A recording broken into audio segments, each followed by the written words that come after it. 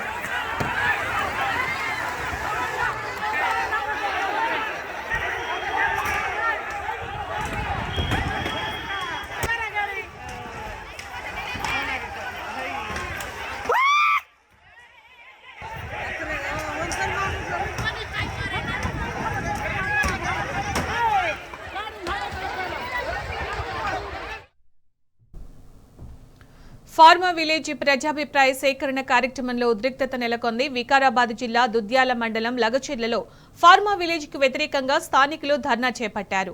రైతులతో చర్చించేందుకు వచ్చిన జిల్లా కలెక్టర్ ప్రతీక్ జైన్ తో పాటు ఇతర అధికారుల కార్లపై రాళ్ల దాడి చేశారు.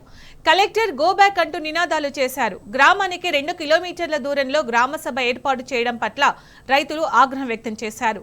రైతుల రాళ్ల దాడిలో కలెక్టర్, తహసీల్దార్ కార్ల అద్దాలు ధ్వంసమయ్యాయి.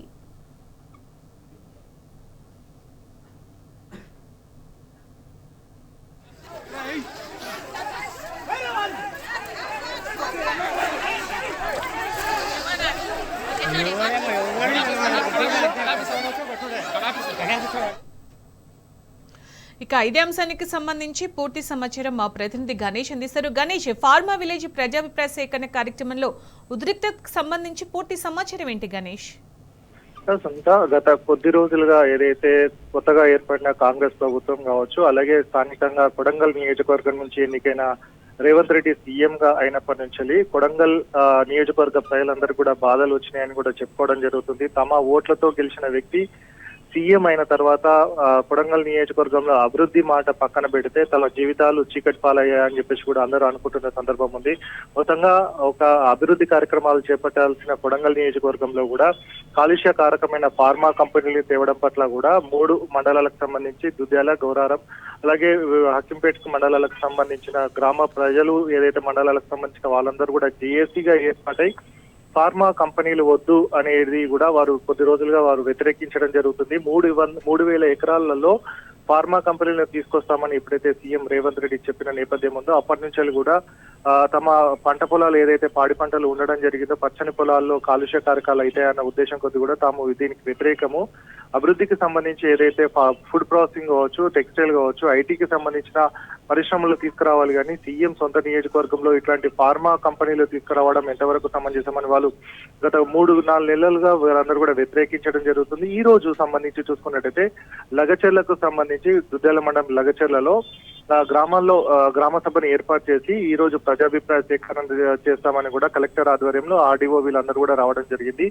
తమకు సంబంధించిన గ్రామస్తులందరూ కూడా ముందుగానే తెలియజెప్పడం జరిగింది. ఎందుకంటే ఈ 600 ఎకరాలకు సంబంధించి లగచెర్లలో ఉంది కాబట్టి మేము ఈ గ్రామ సభను కావచ్చు, అలాగే ప్రజాభిప్రాయ సేకరణను వ్యతిరేకిస్తున్నామని చెప్పిన సందర్భం ఉంది. వారందరూ కూడా ఎవరు కూడా గ్రామస్తులము ఎవరు కూడా ఈ ప్రజాభిప్రాయ సేకరణలో పాల్గొమని వాళ్ళు చెప్పిన నేపథ్యం ఉంది. సో వీరంతా కూడా గ్రామస్తులంతా కూడా ఒక దగ్గర సమావేశమై ఈ టెంపుల్ దగ్గర వారు తమ సమావేశానికి సంబంధించి వారు సమావేశంలో మాట్లాడుకున్న సందర్భంలో కలెక్టర్, వికారాబాద్ జిల్లా కలెక్టర్ ప్రతీక్ జైన్ కావచ్చు, అలాగే మిగతా అధికారులందరూ కూడా వాళ్ళు ఏర్పాటు చేసుకున్న ఏదైతే సమావేశం ఉందో అక్కడికి వెళ్ళడం జరిగింది. అప్పటి వరకు కూడా తాము డిస్కషన్ లో ఇప్పటి ఫార్మా కంపెనీలు వ్యతిరేకిస్తూ వాళ్ళు తాము మాట్లాడుకున్న సందర్భంలో ఒకేసారి కలెక్టర్ కూడా అక్కడికి చేరుకోవడంతో ఉద్రిక్త వాతావరణం ఏర్పడడం జరిగింది. మహిళలు పురుషులు ఎవరైతే ఉండడం జరిగిందో వారందరూ కూడా కలెక్టర్ గో బ్యాక్ అంటూ నిరసన వ్యక్తం చేయడం జరిగింది. నిరసన కాస్త ఉద్రిక్తత చోటు చేసుకోవడం ఉంది. ఉద్రిక్తతలో బాగా కలెక్టర్ ను తోపులాట జరిగింది. కలెక్టర్ తో పాటుగా ఆర్డీఓ కావచ్చు, మిగతా అధికారుల పైన కూడా తోపులాటలో వారందరూ కూడా కొద్దిమంది ఇబ్బందులు పాల్గొనడం జరిగింది. కలెక్టర్ ఏదైతే సెక్యూరిటీ ఉందో వారంతా కూడా కలెక్టర్ ను సురక్షితంగా తీసుకెళ్తున్న సమయంలో కారు పైన కావచ్చు, కారు అద్దాలు పైన రాళ్లు విసరడం జరిగింది. మిగతా అధికారులు ఎవరైతే ఉండడం జరిగింది వారిపైన కూడా దాడి చేయడం జరిగింది. ఎందుకంటే తాము సమావేశం ఏర్పాటు చేసుకున్న దగ్గరికి వారు రావడం పట్ల కూడా తాము ఇప్పటికే దాని ప్రజాభిప్రాయ సేకరణను వ్యతిరేకిస్తున్నామని చెప్పేసి మేము చెప్పిన సందర్భంలో మళ్ళీ మా దగ్గరికి ఎందుకు రావడం, మేము మా ఏర్పాటు చేసుకున్న సమావేశం దగ్గరికి ఎందుకు వచ్చారు అన్నట్టు వారందరూ కూడా కోపదృక్తులై వారిపైన దాడి చేయడం జరిగింది. ఇప్పటికే ఇట్లాంటి దాడి జరుగుతుందని ముందే తెలిసినప్పటికీ కూడా అధికారులు కావచ్చు, పోలీస్ సిబ్బంది కావచ్చు సరైన సెక్యూరిటీని ఏర్పాటు చేయకపోవడం పట్ల కూడా వారు నిరసన వ్యక్తం చేయడం జరుగుతుంది. అటు ఒక పక్క కోపోద్రిక్తులైన తమ గ్రామస్తులు ఉండడం జరిగింది. అలాగే వితౌట్ సెక్యూరిటీ కావచ్చు మీకు అందరూ రావడం, అలాగే తమను మరింత ఇబ్బందుల పాలు చేసే పట్ల రావడం పట్ల కూడా వారందరూ కూడా ఉన్న గ్రామస్తులందరూ దాడికి పూనుకున్నారని కూడా చెప్తున్న నేపథ్యం కనబడుతుంది. కాబట్టి సో మొత్తంగా ఈ ఫార్మాసిటీకి సంబంధించిన ఏదైతే ప్రజాభిప్రాయ సేకరణ ఉండడం జరిగింది ఇదంతా కూడా ఉద్రిక్త వాతావరణం చోటు చేసుకోవడం జరిగింది. గతంలో అక్టోబర్ లో ఇదే గ్రామానికి సంబంధించిన ప్రజాభిప్రాయ సేకరణలో కూడా ఇదే ఇబ్బంది తలెత్తడం జరిగింది. అప్పుడు కూడా ఎస్పీ కావచ్చు, మిగతా పోలీస్ సిబ్బంది కూడా ఒక 3-4 బెటాలియన్స్ చేరుకోవడం జరిగింది. సో అదే సిచ్యువేషన్ ఈ రోజు ఉంటుందని తెలిసి కూడా ప్రజాభిప్రాయ సేకరణ వద్ద సెక్యూరిటీ ఇప్పించుకోవాల్సింది. అక్కడ కాకుండా వీరే అధికారులే గ్రామస్తులు సమావేశం ఏర్పాటు చేసుకున్న ప్రదేశం వద్దకు వెళ్లడంతో ఇదంతా కూడా ఇబ్బందులు తలెత్తడం జరిగింది.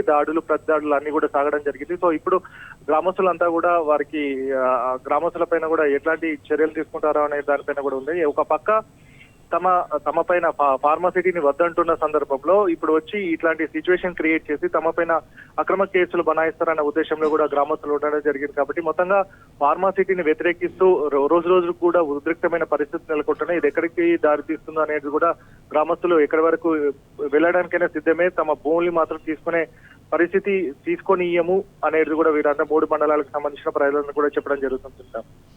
Right Ganesh, thank you.